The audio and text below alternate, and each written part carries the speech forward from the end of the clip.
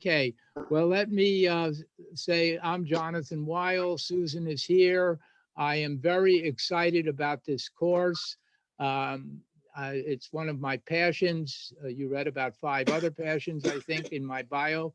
And I thank Gary for helping making this happen, and the adult education, and Mishka's on the adult education committee also. I hope I'm not missing anyone else. So thank you for Gary Reiches. Gary, I said, yeah. Oh, And there you are. Gary sort of shepherded me through the ways, and I've known him from the Torah group here at AA. And I am going to take this screen of seeing all of you together away in a second, so that, although I think I forgot how to do it. So you need to shout out, because I won't see you raising your hands. I won't see more than 4 or 5 of you at the same time. And I want this to be a participatory class. I don't want to lecture for the entire time. And I also don't want you not to ask questions. So just shout out. Don't worry about hands. We'll figure it out. My wife will help me here. My hearing is, I think, going a bit. She's here to give me moral support, but also as a second pair of ears. So now I am, I hit, what do I hit, Josh?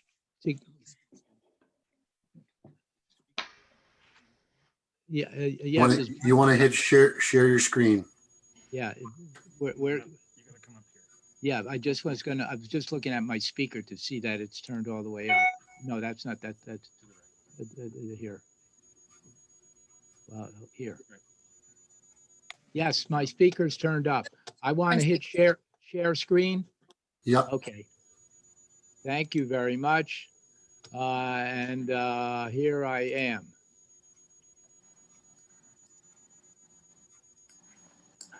Okay.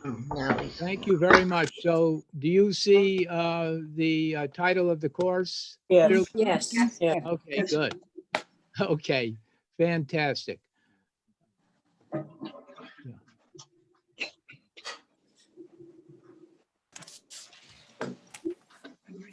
Oh, I'd rather have the whole business. Okay. Yeah. As many as I can get, I'm seeing. Okay. All right. Okay. So welcome again, and thank you very much for having me here, and I welcome you all. And here is what we call, yes, it's a shock. You reacted appropriately. Here's what we call the first modern painting of the 20th century. Most people call it the first modern painting by Picasso. He's not Jewish, but I don't have to apologize for that. We will be showing some Jewish artists along the way, but you can't you can't do modern art without mentioning Picasso and also Matisse. You all who are artists, as well as every artist, including the Jewish ones I'll show in a moment, who came after Picasso, owe a tremendous debt to Picasso and Matisse. They revolutionized art. This painting should like really hit you in the face, smack in the gut, in the stomach, in the heart, however you want to put it. It is still amazing to me because it is as fresh as if it were painted yesterday. I can't see it any other way. It looks like it could have been painted yesterday. It's such an assault on our senses. You don't have to like it. You can like it or not like it, but I think you agree it's kind of got that in that assault mode. And what was that? Figures. Yeah. So we'll talk about that a little later. So my plan is to show you what Picasso was revolting against, because the first part of the course, I want to talk about the origins of modern art, the roots. Where did this painting come from? It looks like it came out of nowhere. In some respects, it still feels like it came out of nowhere, but it does have antecedents. But we have to go way back. Picasso and modern artists were rebelling against 500 years, 5 centuries of a different aesthetic.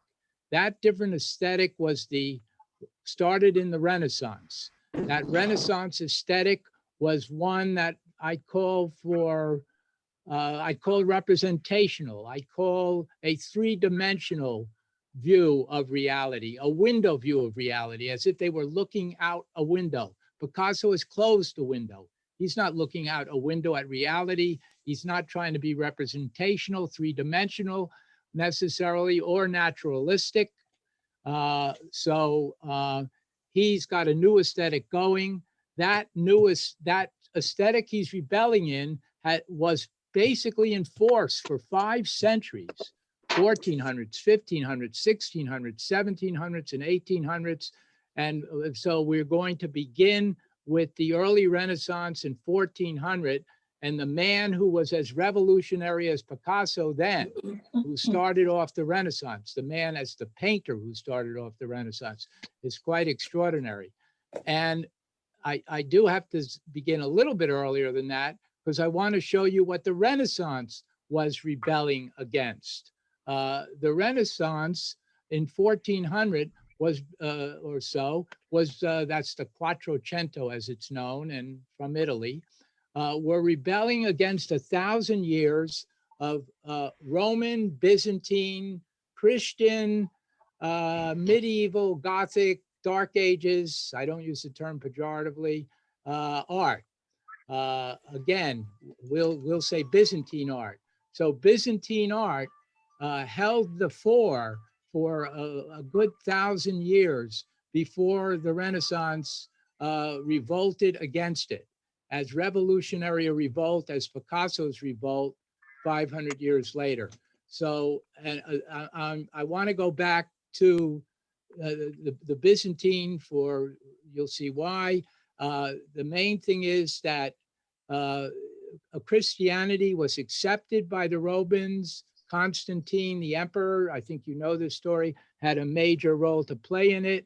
Christianity was accepted in the 4th century, the 300s, a common era, and Christianity then held sway for, holds sway to this day in many respects.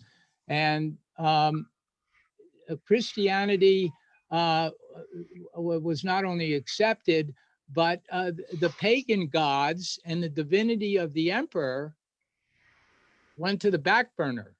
They went away. The pagan gods, in fact, people don't realize in 391, a law 391 Common Era, a law was written in Rome that you cannot worship pagan gods, and it would be punishable if you did, and I think punishable by death. So you know, in all the sets of gods that we're speaking of, pagan gods gone, the divinity of the emperor as the divine ruler gone, and Christianity is in. So here we go with some Jewish artists, however, to show you that it's not just Picasso, but after Picasso, we go from, and how did we get from old to new? This is the charge of this course, right? If we are successful, we'll try to get at it and understand why. So we end up, here's my comparisons. I could have used others. A Hudson River painter, John Frederick Cassatt, Sunset on the Sea, to Mark Rothko. We will discuss these. I'll give you a little homework assignment on the Jewish artists. Don't worry, it won't be too forbidding. And we will discuss that. And then how do we go from Chardin to Haim Soutine, another great Jewish artist of the 20th century? How do we get there? A rack of meat here, a great still life. You know, these are great artists, these traditional artists. There's nothing pejorative here. I don't like the word from old to new. from traditional to modern.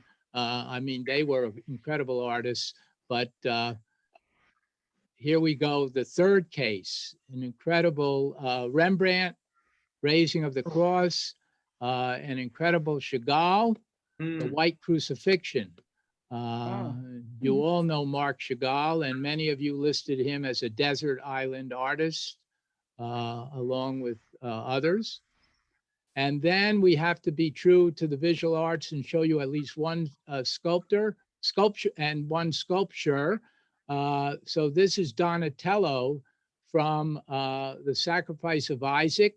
So now we have Jewish iconography, and Jacques Lipschitz, who is sort of the equivalent of Picasso in sculpture, but in his own right, he's not in any way, you know, just Picasso.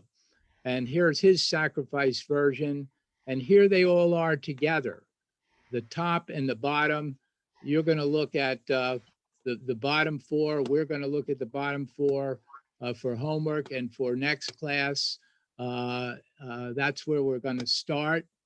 And I'll just throw out, I will, maybe something a little controversial. I would say that all, you know, we talk about the death of God, the death of religion, the lack of spirituality, secularization coming in. I would say that all four of these paintings are in some way not only religious and spiritual paintings. Two are obvious, right? But the two that aren't obvious, all four are spiritual and religious paintings, and in some way all Jewish paintings, very grounded to Jewish artists and Jewish tradition, but we'll throw that out and keep it in abeyance. So we remember what I was saying, precursors to the first revolution. This is going to be, the first revolution is going to be the Renaissance starting in the 1400s. How did it start? Let me show you what the Renaissance and their representational window view of art was rebelling against.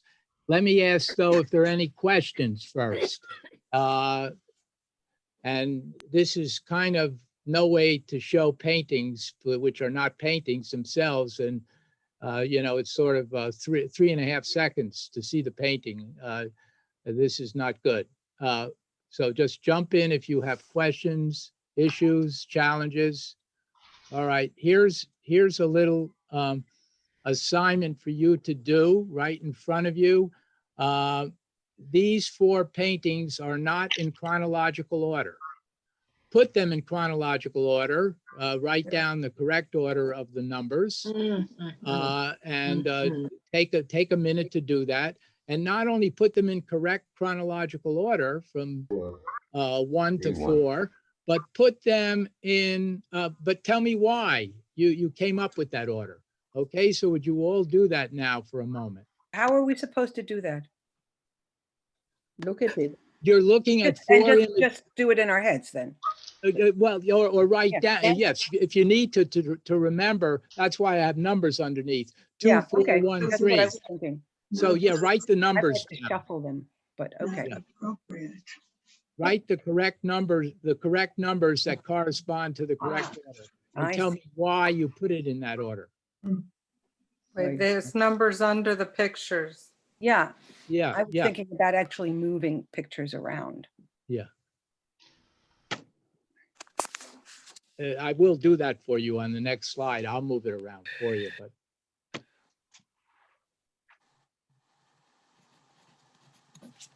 I like the haircut on number 1. But, yeah. Not appropriate. This is one, I think. 2 is first. One, I know, but I think two. that's the first one. I would say that's the earliest. Doesn't belong. 2, 4, Yeah. 3, 1. you know, I did this. I'm sorry. I do. It's already in order, right? Yeah, it's Yeah. already in the correct order. I Yeah, gave you that's the what I wrong thought. slide. and blew my whole assignment Yeah. sky high. So much for participatory work. Yeah, my mistake. I confused myself with my shaky right hand, and here is the correct order. It's not important. And that's why you were perhaps confused. The number 2, a Byzantine example from around 500 to 550 CE. The number 4, a Duccio, 1285, still before the Renaissance. Very much like Giotto. A great Giotto from number 1. It was number 1. The Giotto, which is about 1300, and then the Masaccio. Masaccio, Masaccio. 2, 4, 3. Most important. Right. He's the guy that's the Picasso of the Renaissance. Believe it or not, he is the Picasso of the Renaissance. It was as shocking to see this Masaccio by artists and spectators as it was to see Picasso, Demoiselle d'Avignon, I can assure you. Now, this what would have happened, I think, and I'm so sorry that I blew the assignment, because the confusion would have been a little bit between here and here. Right. You would have known these were at the extreme. The Byzantine number 2, the first one, you would have known that was the earliest. I think you would have picked Masaccio as the latest. Yeah. But I've done the exercise before, and many don't know whether to put 4 before 1 or 1 before 4. And you are good archaeologists and art connoisseurs if you have that issue, because it's only 15 years that separates the two. And that itself is a new world. Giotto presents a new world from 15 years before. But 15 years before is quite revolutionary too. Tell me a little bit about how you would distinguish, because this was the part of the assignment I blew, between 4 and 1, between Duccio, I'm going to do my mouse, between Duccio here, which is labeled number 4, and between Giotto number 1. How would you have known the Giotto was later? There's more depth. Yes, more depth. Yeah. More naturalistic. Right. More depth, more naturalistic. Natural, yes. Anything else? Less. The eyes. Lewis. The eyes. Eyes. Well, it's more naturalistic. The other, the Giotto, it looks more like an icon. Not the. The Duccio looks more iconic. It looks Yeah. just like an icon, which was Yes. in my mind would be earlier. Anyway. Yes, it still has that leftover. By the way, it has a leftover part of the schema, which is done many times after. Also, the right hand of Jesus is raised because it's blessing. The blue cloak is common element of the schema. The enthroning the Virgin is a common element. We have enthronements in the next 2 pictures, including the revolutionary Masaccio. But you can begin to get your hands a little bit.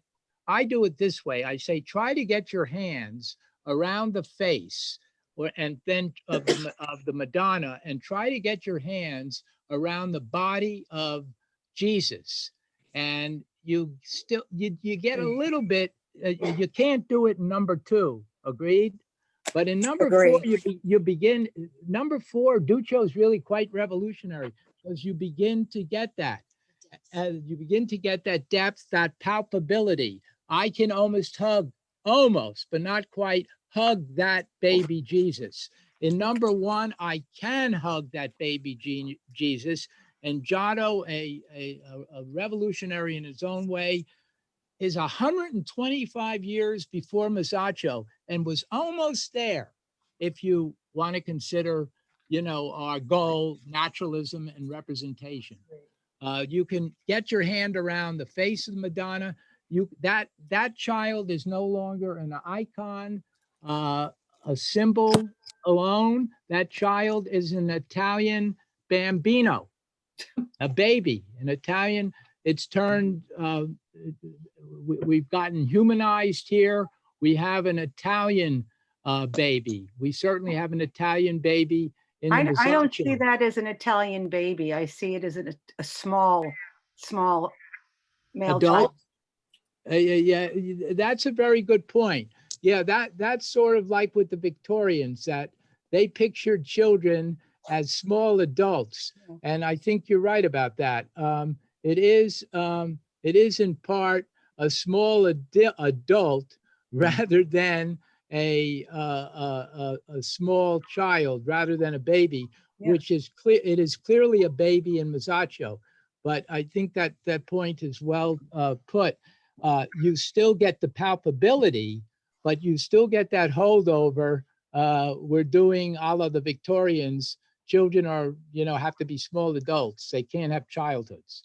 Jonathan, one of the things that stands out for me is the way the halo sits on the child's head in the last one. In the last one, in number Yeah. 3. Yes. Yes, that's excellent looking. What do you see in that, Gary? That is the first time in history that has happened. So Is you that right? point out- Some of this looks to me like it's just a better understanding of perspective. That's what's come in here. That's why the Renaissance is rebirth. It's perspective that the laws of perspective have come in. They've gotten it from the Greeks and the Romans. That is what achieved the greater naturalism. And it's the first time the halo has ever been foreshortened and is going back into space. It's always been flat. And even the angels and the worshipers have halos. Take the last one, have halos different from the Christ child.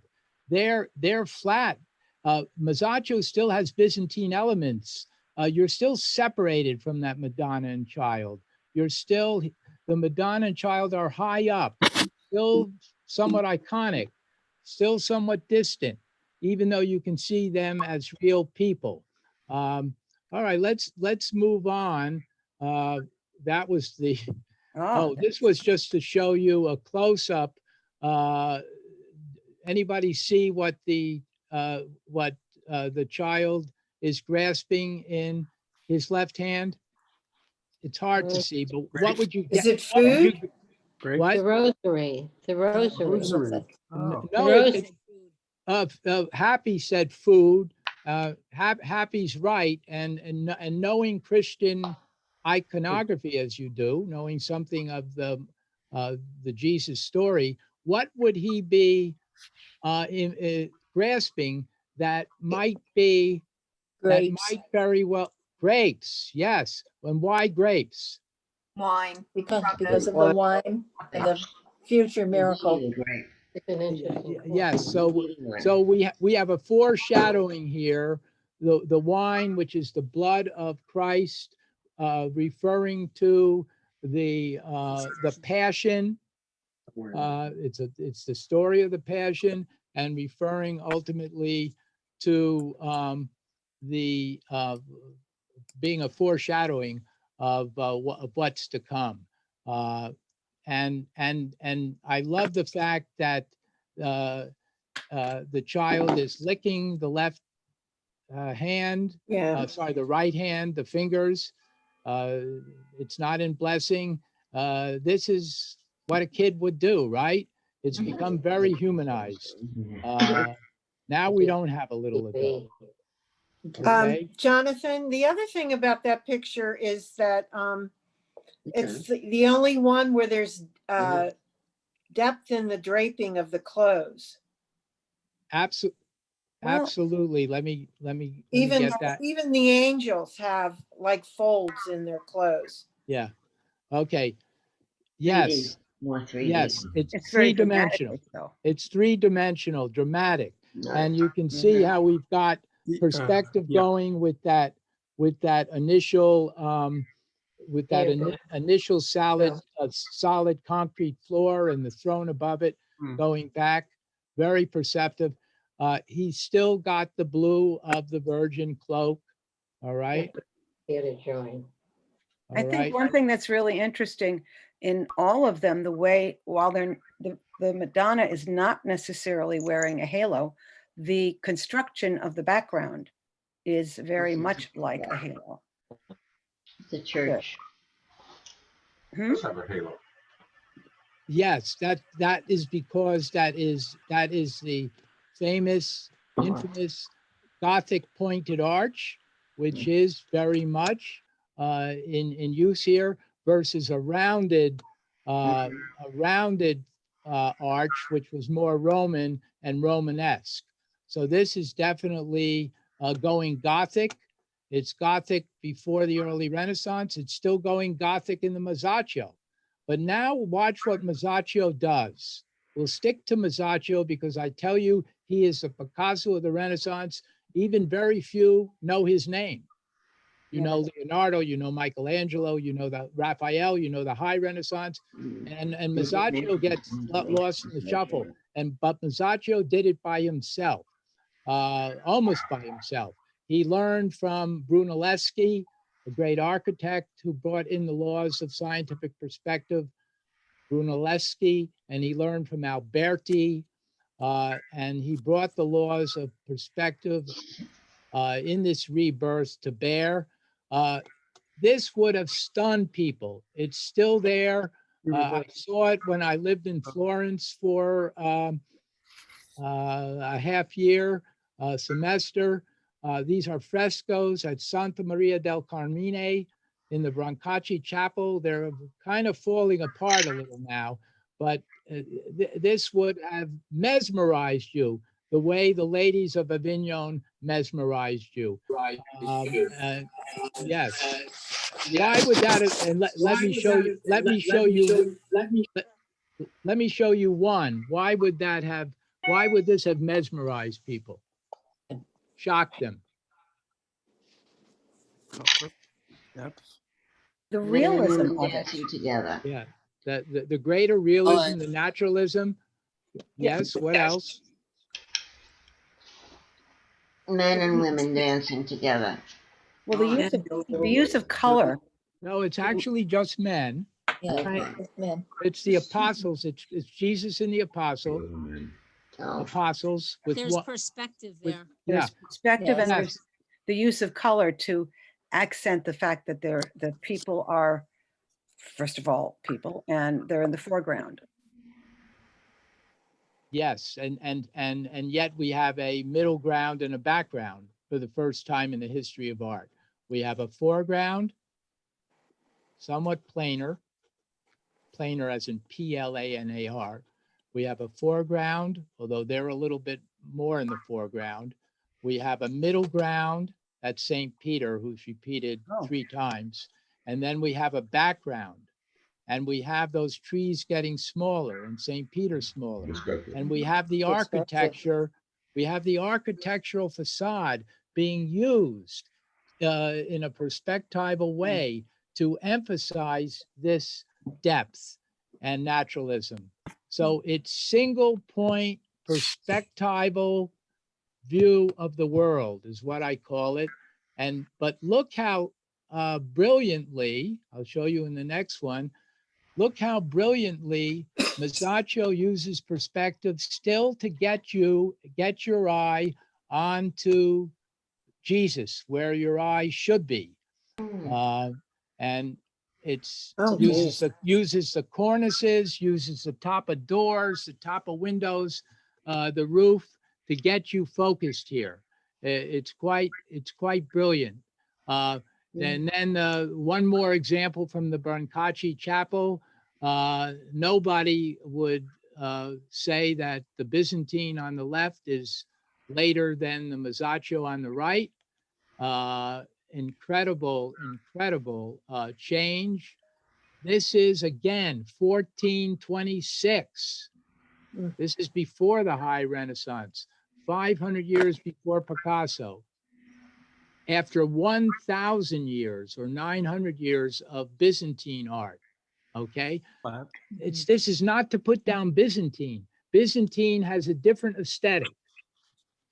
They don't have to be naturalists. They have their own aesthetic. The Renaissance is the aesthetic that the Byzantine is the aesthetic that Masaccio was rebelling against. The Renaissance is the aesthetic that Picasso was rebelling against. All right. So here is what I'm saying is single point perspectival window view of the world. It's very window-like. This is again Masaccio in 1426. But I want to show you, just to make sure you understand perspective, you're at the wings now, the foreground of this Marriage of the Virgin, great painting by Raphael. At the corner wings, at the corner left and right, are the points that diverge. And if you take it back into space, you reach a vanishing point. You reach a vanishing point at the door, your window view, and that's a pointed vanishing point, and the people get smaller and smaller. And this is the Renaissance, very symmetrical, very perspectival. There were variations on it, but here you see it. Any questions up to this point? Let's see two more perspectival views of, or three more, just to run the point home, or hopefully not run it to death. Here's a School of Athens painting from the Vatican. In the background are Plato and Aristotle coming forward. And you obviously see how the vanishing point is behind them. All right, and how he uses the architecture to get that vanishing point. And the famous Last Supper by Leonardo does the same thing.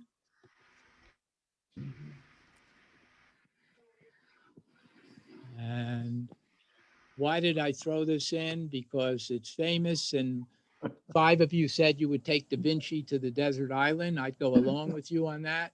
And this is still a perspectival view of the world, though Da Vinci is really doing some incredible things to even make it more naturalistic, which we won't go into. So one of the reasons I'm doing Madonna and Child, it's because it's the only iconography I can find. I can't find Hebrew iconography that does it, and I can find some other Christian iconography, but it's the only iconography I can find that holds things that the subject, the schema of it is held constant through 2,000 years. So I can show you 2,000 years, or at least 1,500 years of art since the Byzantine age, all the way to Picasso, that uses the Madonna and Child schema. So to me, it's the best schema to use. Schema being how you pass on knowledge. It's an archetype, it's an image. It's what every apprentice learns from his teacher. What is learned and passed on. And then the artist very cleverly over time, because there's a lot of time, does variations on that schema. We already saw how the schema is getting kind of humanized. It's more of a real adult and child.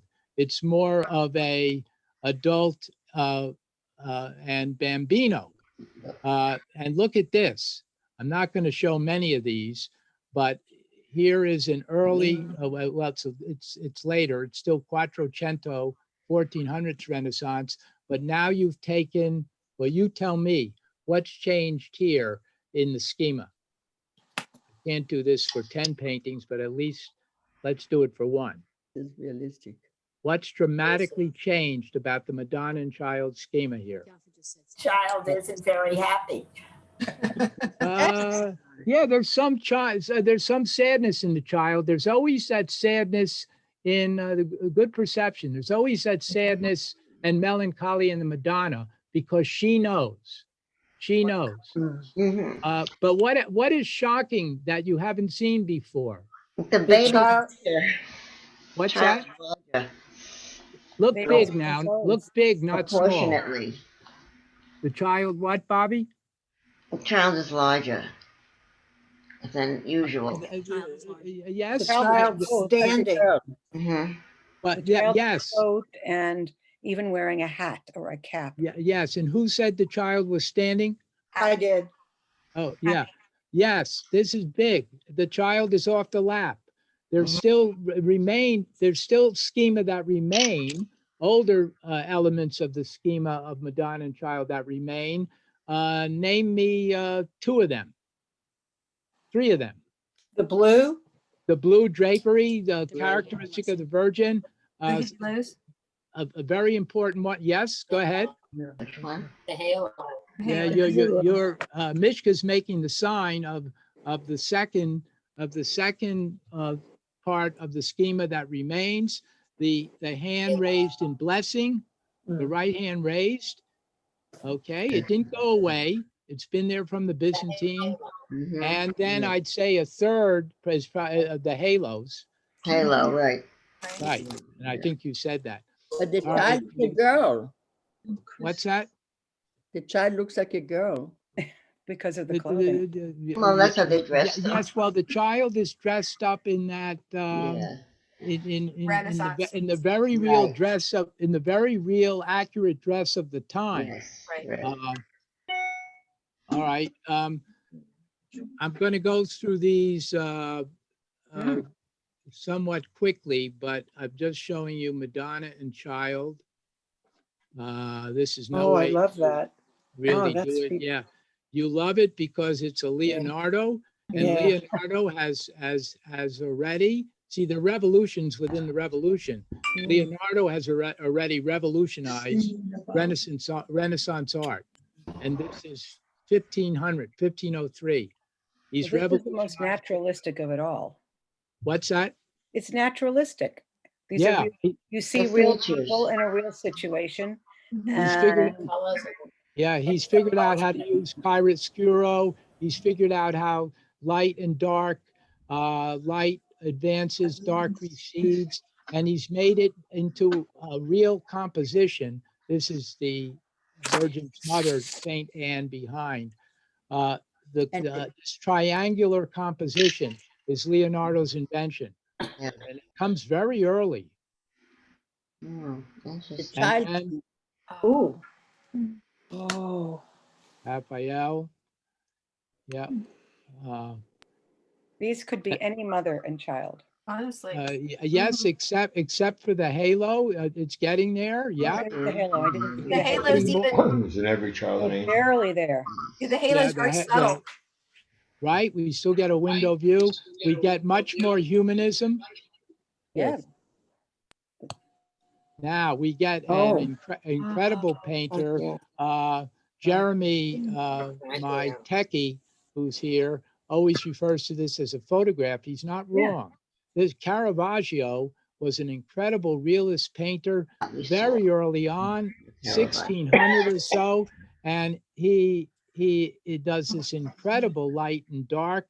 It's an Yeah. incredible moving painting. Very And realistic. look at the two worshipers are two ordinary peasants.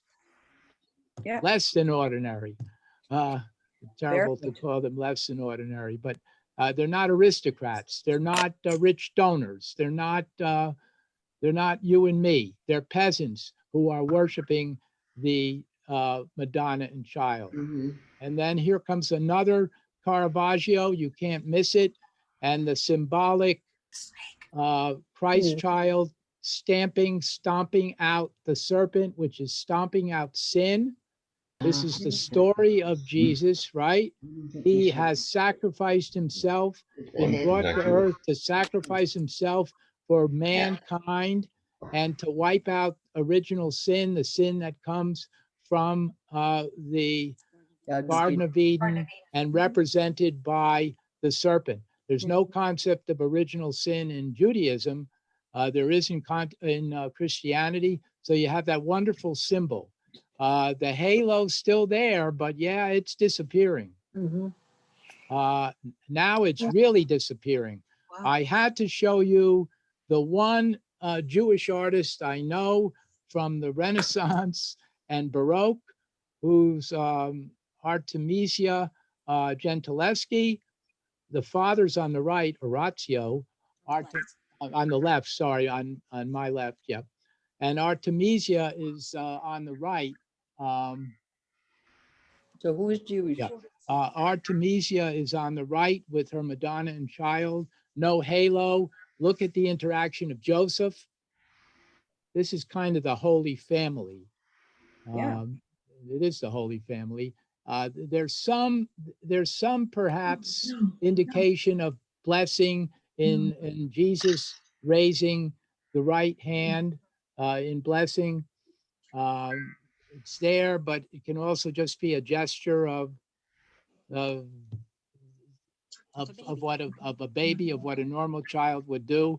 I have to tell you at some point the story of this amazing woman. She has an incredible story which involves a rape. She actually has the courage to go to trial. She wins the trial. I'm going to tell the story in fuller detail. You'll be interested. But she's an incredible painter that was not realized naturally and was not known because she was a woman. And now is being, in the last 50 years, 25 years, properly highlighted. This is, if this is not ever a Flemish baby, I don't know what is. This is Rubens. We've got breastfeeding, but we want to show the child front and center. So we want to make sure while the child is leaning against the breast, he's looking at us. He's looking straight out. We still have a window view of art. We have a little. We have the blue drapery, so we pay our respects to something of the original schema, but that's about it. We're getting very humanized as we hit the 1600s. Halos have gone. Look at the tenderness here. Incredible tenderness and humanity. I love the way that Joseph is looking on at the bottom. Yes, yes. And the way she's I do. caressing his foot. I do too. Yes, and look at it's not the hand. This is a variation on the schema. Very perceptive. It's not the hands touching each other's hands, as is often the case with the Virgin and Child. The contact is with the foot. Very human, very moving. And then you have, believe it or not, a Rococo painting of the late 1700s, and a mother and child going very secular till we get here. Look at this, 1772, the Madonna and Child schema has now turned totally despiritualized, well, maybe not totally, but turned secular in Mary, the Duchess of Gloucester, and her son, William Frederick. She does have that somewhat gaze towards divinity, or that the divine gaze, and possibly a little sadness on her face. So maybe there's something left of spirituality. I don't want to kill spirituality entirely, but why would this be happening so powerfully in the late 1700s? What is happening in history? What period are we in where we're going from the religious to the secular so powerfully? For you historians. Enlightenment. I don't know. Yes, the Age of Enlightenment, That's the right. Enlightenment, yes, also Yep. known as the Age of Reason. Age of Reason. And God is not dead, but God is put a little bit to the side. He created the world and moved away from it. That's why you have your intelligent design or the watchmaker argument. You made the world and then you disappeared from it. Spirituality, supernaturalness are going to take a back seat. And we have two things in the late 1700s, which are very earth-shattering. Before we get out of the, what are the earth-shattering events of the late 1800s, the late 1700s, the late 18th century? The political revolutions. Yeah, the political revolutions, the American in 1776, the French in 1789. All right, so here's 100 years later. The Lamb, Jesus often referred to as the Lamb of God, is there, but it's very realistic. This is still what Picasso is rebelling against, and it's only 14 years before Picasso. In 1893, we still have these incredible paintings by Cézanne and Gauguin and Van Gogh. But here we have a French academic, Bouguereau, and a French salon painter. They were accepted. As you know, Impressionists and others were rejected. So that's why this painting is accepted, because it's still the window view of art. It's still naturalistic. It's still representational. It's still painted where you see no brush strokes, where the skin is perfect. It's a great painting that shouldn't be put down. It should be judged on its own terms, on its own aesthetic. But it has been made, it's called Innocence now. That is the painter's title. But it has been contrasted in terms of an artist being told what to paint and knowing what will hang in a museum by the Salon, by the French Academy, versus what he wants to paint. And here's Mary Cassatt. Several of you mentioned you take her and a number of other impressionists to the desert island. Clearly a mother and child. And then I show you a 1902 painting, 5 years before Picasso's revolutionary work. He's already closing the background. He's flattening things. He's starting to take the window view away. He still holds with the drapery, with the blue drapery. If you look and talk about naturalism, the faces are becoming somewhat mask-like. They're becoming flatter. Picasso can draw, believe me. He doesn't want to here. It's his blue period, and he is creating incredible works here, but he's still working from a schema. And the wonderful hand, the long hand. He's seen El Greco. He's incorporated El Greco, the Greek, the painter that looks like he had something wrong with his eyes. That's debatable, but he elongates all his figures. And then here we have Picasso's Mother and Child, and we've come up to date with the schema.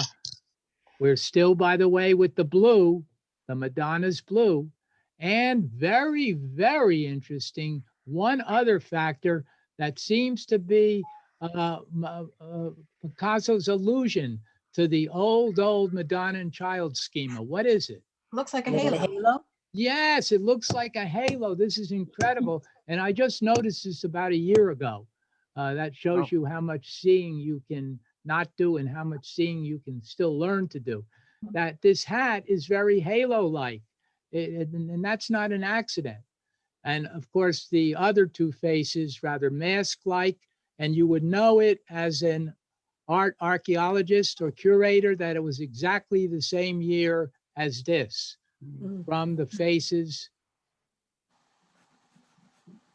and the mask-like quality. We still haven't given this painting its due. We will.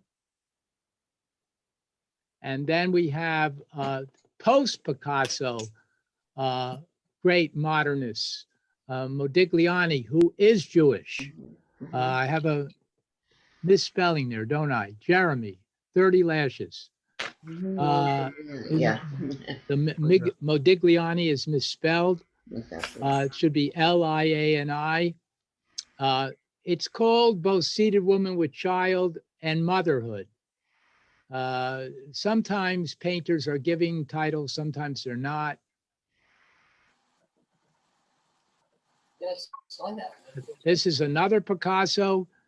He repeats mother and child, you know, 100 times. Here's an Alice Neal, a Spanish family, a very provocative painting. Here's another Picasso, mother and children. We still got some blue here, although it looks like the blue is in the child. That's very. And then we have Susan's favorite work, Baboon and Young, and Picasso, the imaginative genius, showing us the schema of Madonna and child, but now it's Baboon and Young. There's more than one baboon here. You can see, I'm not using, look at my arrow with the main one hugging, and that's what they do, hugging very feelingly, the mom, and Picasso doing his little pun on his big pun on the age we're living in. He sees in the automobile eyes, nose, and mouth, and so he makes eyes, nose, and mouth. Oh my goodness. Which are, what's that? Looks like a Volkswagen. It's a beetle. Yeah. And he's taking that eyes, nose, and mouth of the car and replacing the face with it. That kind of metamorphosis is very common in modern art. Okay, so just to review, we've gotten from Masaccio, who himself rebelled against the Byzantine and was revolutionary. We've gotten through the window view. We've gotten to the secularization of art. They're no longer Madonna and child. They're from the 1700s, at least the 1700s on, and the age of enlightenment, they're mother and child. Same schema, but regular mom and kid. And then the incredible Picasso that brings us into the 20th century and brings us, here's the thing I like, brings us back to the future. You know the famous quotation from T.S. Eliot, I think it's from Little Gidding. I wrote it down. We shall not cease from exploration. These artists are exploring, right? We shall not cease from exploration. And at the end of all our exploring will be to arrive where we started and know the place for the first time. At the end of all our exploring, Picasso, we will arrive at the beginning where we started and know the place for the first time. So this is your old Byzantine Madonna and child, the icon, surrounded by two modernists, one Jewish artist, Modigliani, misspelled, and Picasso on the right. Now, very important. This is not to say the Byzantine could have invented modern art. It's a totally different aesthetic. But what is common? What is the common aesthetic criterion, the common aesthetic among the three? There's really only one, but it's a crucial one. What are all the artists interested in? What are they not interested in? Realism. yes or yay or nay for realism? Naturalism. Yeah, they're all, and you do see the mask, like the flat quality here and here, right? That's why I chose this particular icon, and here too. Yeah, the commonality here is that they're modern artists, just like the Byzantines, are not interested in naturalism. They're anti-naturalistic. They've closed the window. They don't want to look at, they're creating another reality, another aesthetic. So I love the fact that 1,500 years later or 1,400 years later, Picasso can be compared to an unknown Byzantine master. All right, now we get, what do I have? Just 33 minutes? Okay. 33 minutes to do 300 more slides. Bad planning on my part. Here we have antecedents to modern art. Now these are your real antecedents. Picasso's still rebelling against the French Academy, the Salon of the 1800s, and to a lot of painters. But there are signs that other painters are beginning to do away with the window view, the mimetic three-dimensional view of reality. They're beginning to, in some ways, close the window, get away from that Renaissance aesthetic, which has, remember, pervaded, overwhelmed 5 centuries. It took 5 centuries to go away. So all of these paintings are sometimes called the first example of modern art. And you look at them and say, why? What? Well, let's look at some of them. Here's the Death of Marat from 1793. This is really early. Why isn't this a window view of art? In part, what's happening to close the window? There's no background. Excellent. No background. The background is coming forward. It's very classicized. It's very distorted in the sense that it's cleaned up. He doesn't want anything. This is Jacques-Louis David, the painter. He doesn't want any details messing up his story, which still has a major focus. Looks like And so that's not what the background really looked like. This Journalistically, we know to be so. This was a hero of the revolution at that time. As you know, it changed every day, every hour. It was Marat. This is not Marat Sade, the bad guy. This is Marat. And he was killed in his bathtub by an insane woman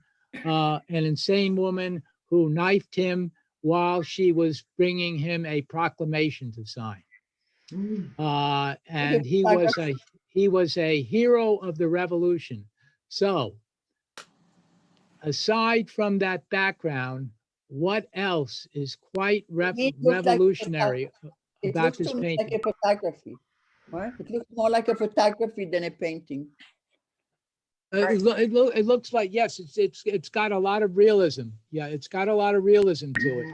And it's journalistically faithful. Just to finish this out, Marat had a skin disease. It was not, what do you call it in the Hebrew when we do that wonderful leprosy chapter? Is that Mazara?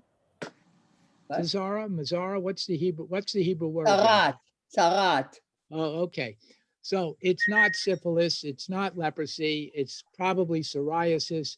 He had a skin condition his whole life. He had to take baths constantly. So he set up a situation where he could work in his bath. So it's very journalistically true. And this was him working in his bath. Now there's something though that should really violate your expectations here. Is it the fact that there's printing on the box and writing on the paper he's holding?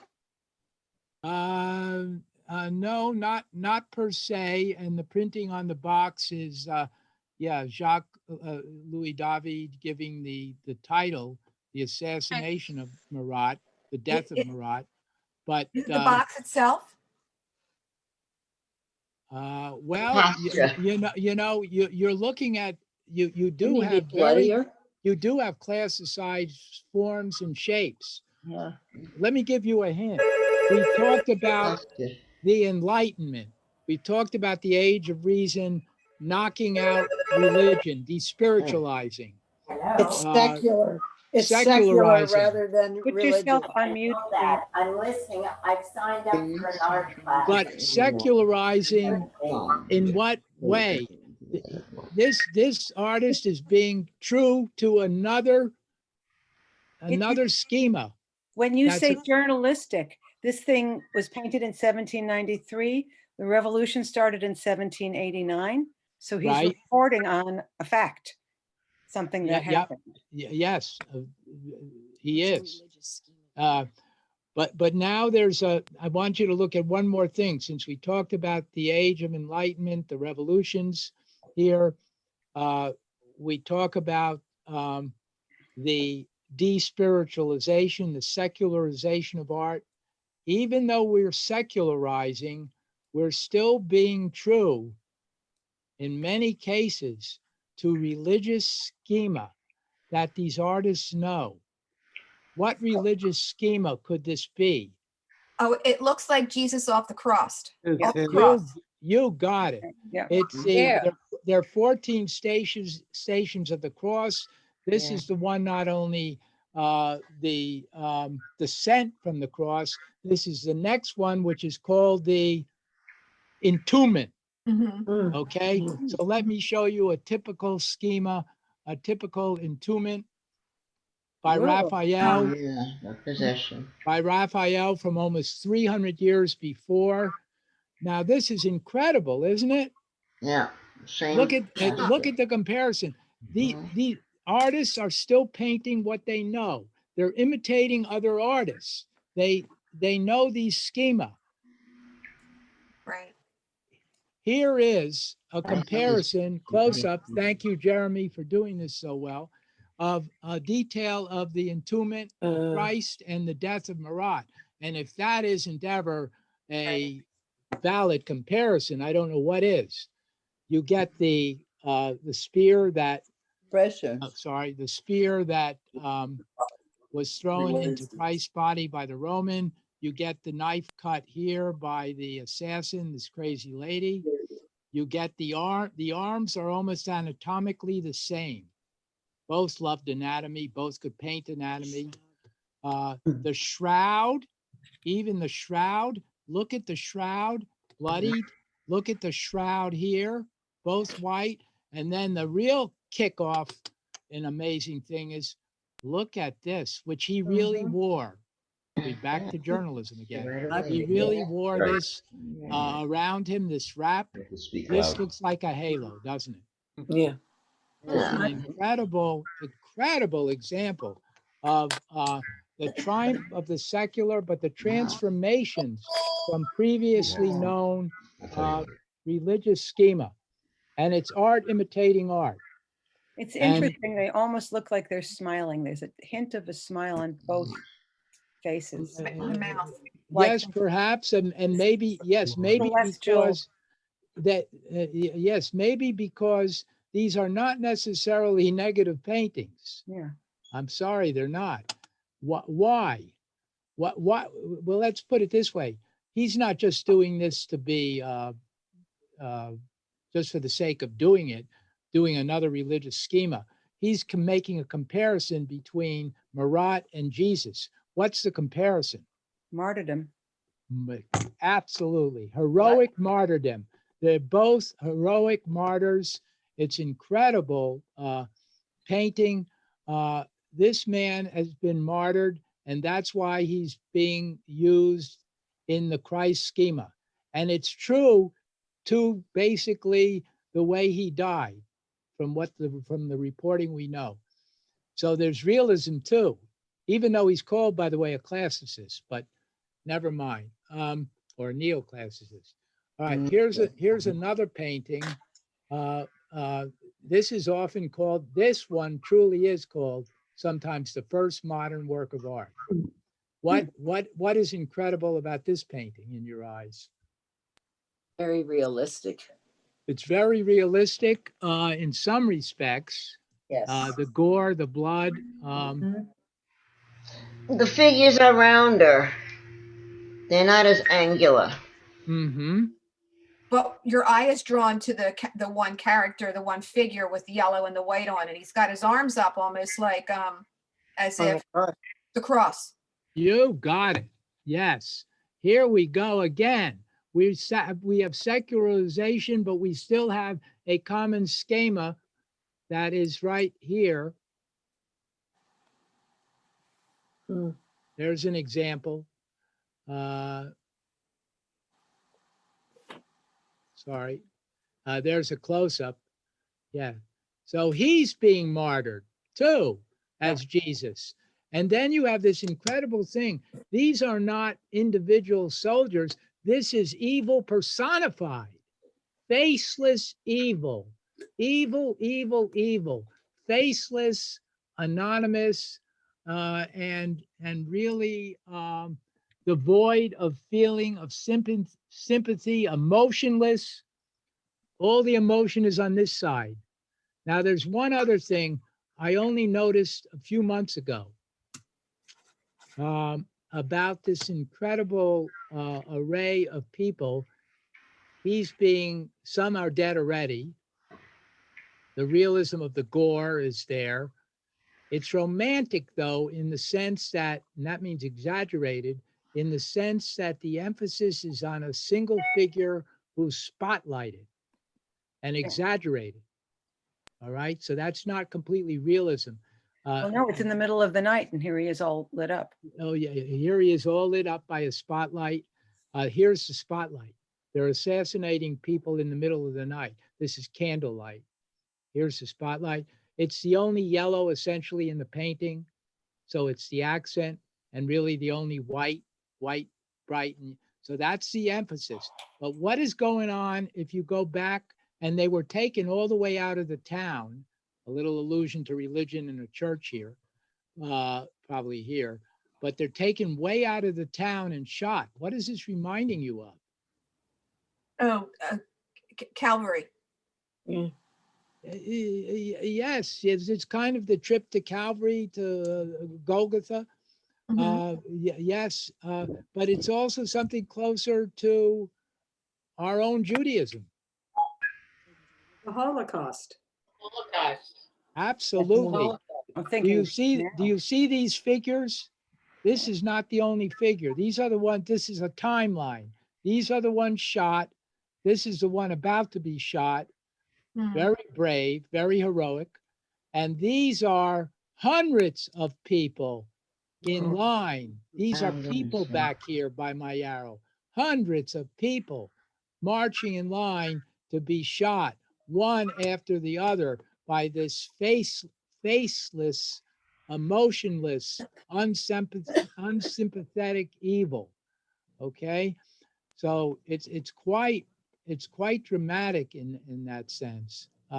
And by the way, the story is this is the Spanish people who have revolted against Napoleon. Napoleon has taken over Spain, and they're for kicks, but also for retribution. They're killing the Spanish off, Napoleon's French army.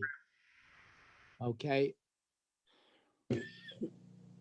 We move on to Manet, who imitates Goya here, but in some incredible way. This is a true journalistic event also. Just the fact that we're getting true journalistic events now is a change and a precursor to modernism. Okay? We're out of religion now. We're doing real journalistic events. Which Emperor But- Maximilian is this, the Mexican? This is Emperor Maximilian installed in Mexico Yeah. by Napoleon III and shot in Mexico by Republican forces in Mexico who don't like the French domination. So look what he chooses, Manet, for his comparison. He knows Goya's the 3rd of May. So he takes 60 years later, and he does his own 3rd of May, the execution of Emperor Maximilian. This is a very strange painting. And it's often, it is also often called the first modern painting. Anybody sees something that really violates your expectation? The soldier in the background just kind of tooling around with his gun. Yes, yes, that's realism.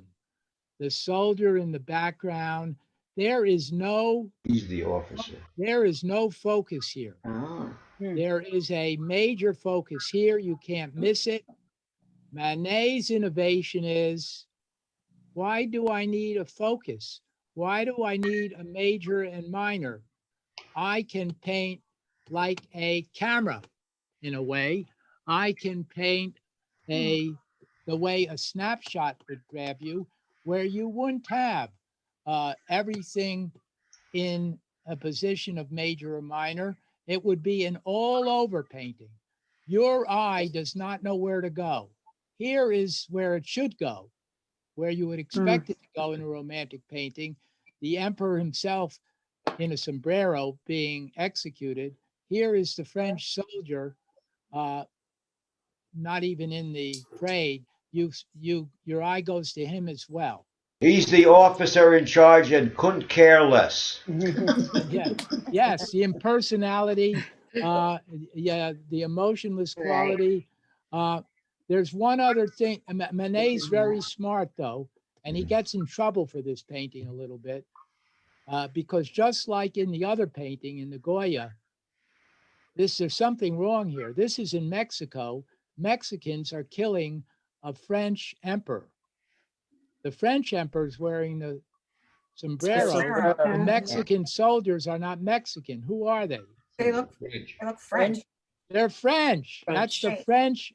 That's the French regalia, the uniforms of the French. Manet's getting in a lot of trouble here, even worse trouble because this is the only red in the painting to make sure your eye can go all over. The only red in the painting in the hat of a man whose portrait, when you examine it, is Napoleon III. Oh, self. The emperor that has ordered the emperor. He's the monarch. It's really the French. It's really the French Republic, but essentially it's a monarchy. And Napoleon III here has ordered the execution. So they should be in sombreros. They should be Mexican soldiers. I mean, and the Emperor Maximilian, ironically, is in the sombrero. But the sombrero was also halo-like. The sombrero is also halo-like, I agree. Yeah, the schema still remains of the victim. This is another painting that, and I have 15 minutes to go. So I'm going to do some of this next class because I want to give you your assignment. But look at this painting. This is A Burial at Ornans by Gustave Courbet. It's also all over realism. You don't know where to look. You can look just as easily at the dog.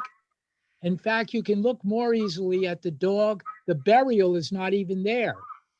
The burial, the gravesite is there. The coffin has been lowered, but it's coming out at you, the viewer.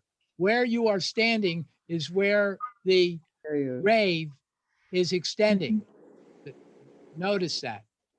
It's not going this way. Look at my arrow. It's going out towards you. Right. So we have a burial at Ornans, there's no major and minor. We can look everywhere. The people aren't paying any attention. They're looking look off at the here. They're walking away. Women and men were separated. There are a couple of people looking at us. This guy, interestingly enough, to make some contact. But I can look as easily at the dog as I can about the cross, the What is crucifix. this? What is this to the left of the cross? If you go down, it looks like a cloth with an X on it, and then what to me appears to be a coffin behind it. What? Oh, this is the symbol. These are the symbols of the clergy and the clergy that are administering rites. This is the clergy's robe. But there's something very odd about the cross. When I first saw this painting, I think even when you first see this painting, I'm calling it a cross. It's actually a crucifix. A crucifix. Mm-hmm. Yeah. Why am I almost calling it, why am I calling it a cross? The top is a cross. It's facing it, not facing right. Do you notice something strange about the placement of this and the placement in his hands of the end of the crucifix? Oh, connected. Yeah, they're connected. Yeah, this isn't a separate, this is the crucifix. This Yeah. isn't a Christ. This isn't a Jesus in the background. This is a Jesus who's both in the background and the foreground. This is the 2D, 3D shuffle or dance that has to happen for modernism, for the window view to close, for the window view to be taken over. A painter is dealing with, he's pushing everything forward. Pushing everything forward. He's got a background, he's got some depth, he's got some window view, but he is dealing with the fact that he has a two-dimensional painting. The painting is 2 dimensions. Why are you painting illusions of 3 dimension on 2 dimensions? So he's dealing with this problem, this ever-present problem of how do I deal with this, with a 2-dimensional painting and a 3-dimensional reality. Well, why should I do what a camera does? So there's an incredible, an incredible dimensional issue here, perspective issue. Okay, and there's another incredible thing about this. This painting is like 10 feet by 22 feet. 10 feet by 22 feet. If you watch the, if you saw the Da Vinci Code, they run through the main gallery of the Louvre when it first starts. They go by this painting.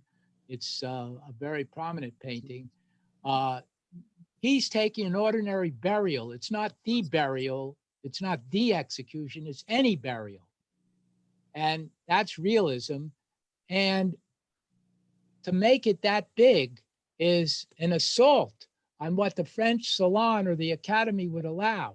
This is the coronation of Napoleon, which is also a huge painting. History and major event paintings were paintings that could be large. You could not make an ordinary painting, an ordinary death of an ordinary person from an ordinary town, a big painting. So artists are beginning to rebel. As Manet is beginning to rebel here again, what's the big ambiguity here? Don't look too hard. It's obvious. The woman's Dressed up, she's naked. She has her Yeah. clothes on. I never saw, it's called Luncheon on the Grass. It's a picnic on the grass. I've never seen a picnic, not unless I was watching an X-rated film, with a naked woman and they're 2 all men. dressed up. And fully clothed men. And the 2 men are dressed up. And not only that, the 3 of them are not even paying attention to each other. They're totally detached. Her clothes are there. This is realism. Yeah, the clothes are there mixed in with all the picnic stuff strewn on the ground. All right. This is, and by the way, if you look at the body here, this is not completely this is not naturalistic. This is what Manet is rebelling against. He's saying, the hell with you. I'll paint whatever and however I want. It's artistic freedom realized. I can paint whatever and however I want.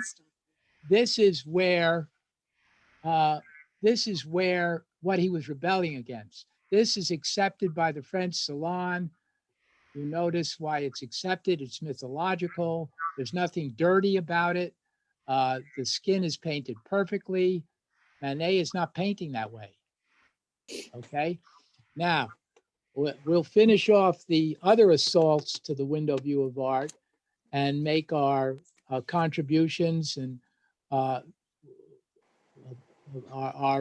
mini revolutions towards Picasso the next time. But I want to give you your homework assignment, which is just what we said it would be, the Jewish artists.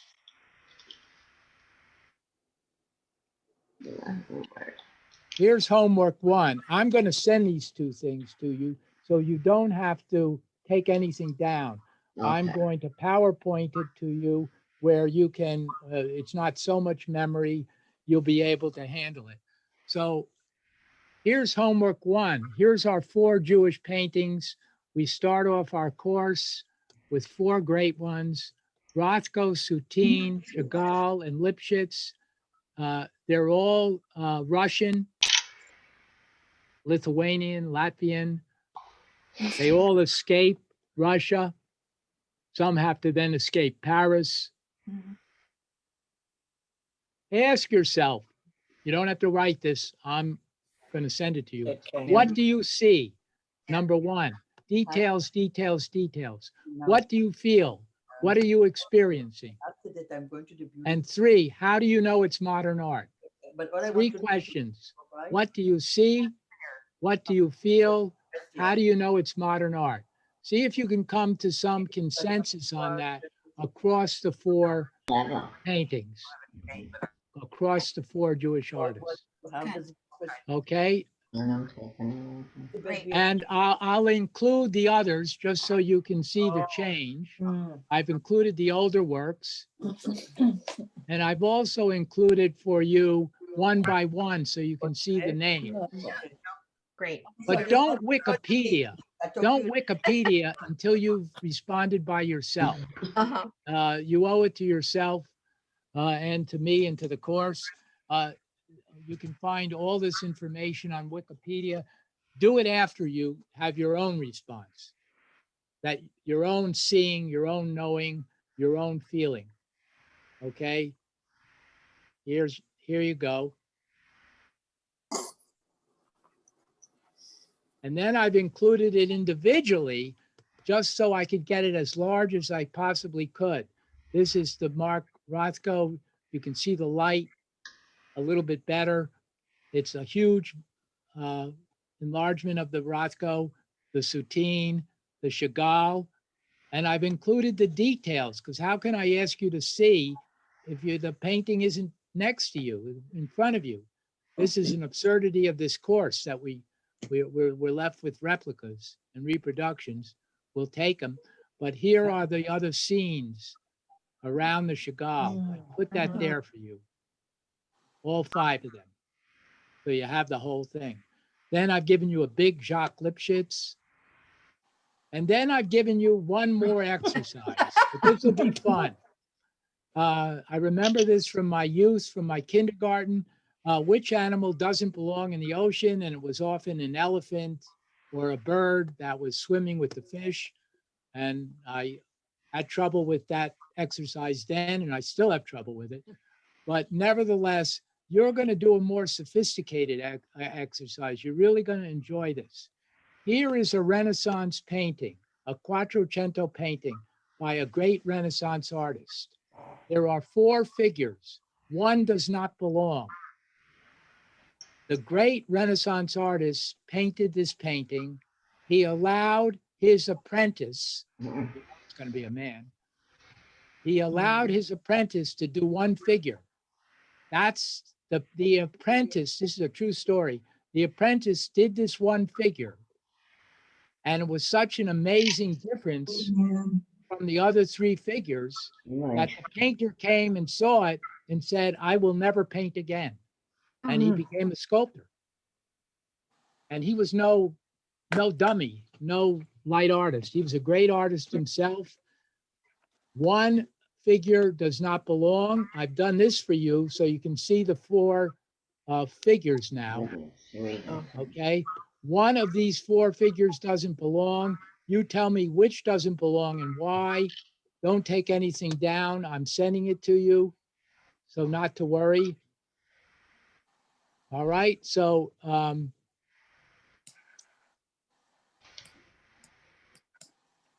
That's it. that's it for today. We're going to talk about your homework next time. I'm also going to finish you out with the Impressionists and Van Gogh and Cezanne and other people that led you right to Picasso. Even though still the Picasso seems to me as if it almost came out of the blue. And are there any questions? We have another minute or two. Comments, observations, criticisms, difficulties? Oh, yeah, I can send you. I want to come. Thank you, John. Now I can finally see you and you can see me. How do I get rid of this? Yeah, this is great. I can see you all now. I didn't have Jeremy. Josh helped me there. I'm here in spirit, and- Jonathan. What's that? I'm with you in spirit. Oh, yeah, you would. Yes. And you are. And so we have the Eastern Seaboard covered because, yeah, I very much enjoy your participation. I think you have very excellent remarks. You've got the seeing down in large measure. You're seeing a lot of stuff that's there. There's a lot to see. There's also a lot to feel. That's one of the ironies here. I don't want you just looking because if you just look, looking is part of the experience, but art is a feeling medium. So you want to experience the work. If you're just talking art history, as I was much of the time here, I'm destroying that experience a little for you. You've got to, yeah, I'm into the thing, whole thing becomes intellectualized. By the way, the painting behind me, also by a Jewish artist. Can anyone guess who? Say it louder. It can't be Jackson Pollock, right? Because he's not Jewish. The clay. No, Clay, it's no, not Jewish. You.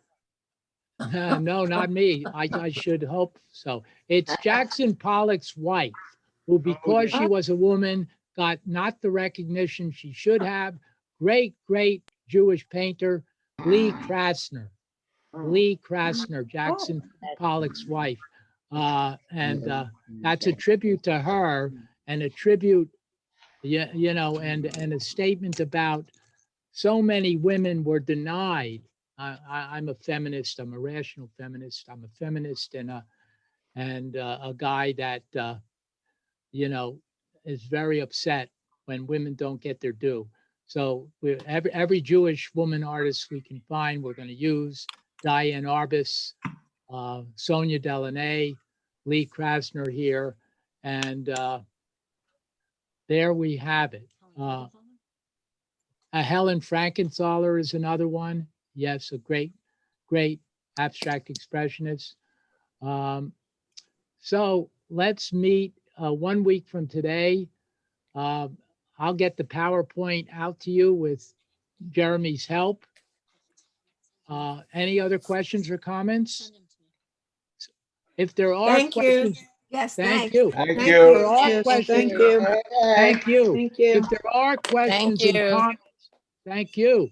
If there are questions and comments, criticisms, things you wanted that you didn't get, things I'm doing that you didn't like, please send me emails. You have my email. You'll get my homework assignment. Please react because that helps me. My wife will have plenty of criticisms to make and I can use them all. Okay, and that I mean that. So I say goodbye and Bye, everybody. she's back. Bye, Susan. Bye. See you next week. Bye. Bye. See you next week. Okay, And thank you, Bye. Josh. Thank you. Thank you, Josh.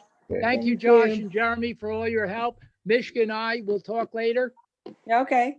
Thanks. Great job, Jonathan. Thank you very much. Yeah. I hope you enjoyed. Yeah. Yes, indeed. There was too much talking by me, but other than that, I thought it went pretty well. And you'll have fun with that homework assignment. I'm particularly interested what you do with the one figure that doesn't belong in the ocean. I say goodbye to you. Thank you. Say goodbye, Gracie. Goodbye, Gracie. Hang up the phone, right?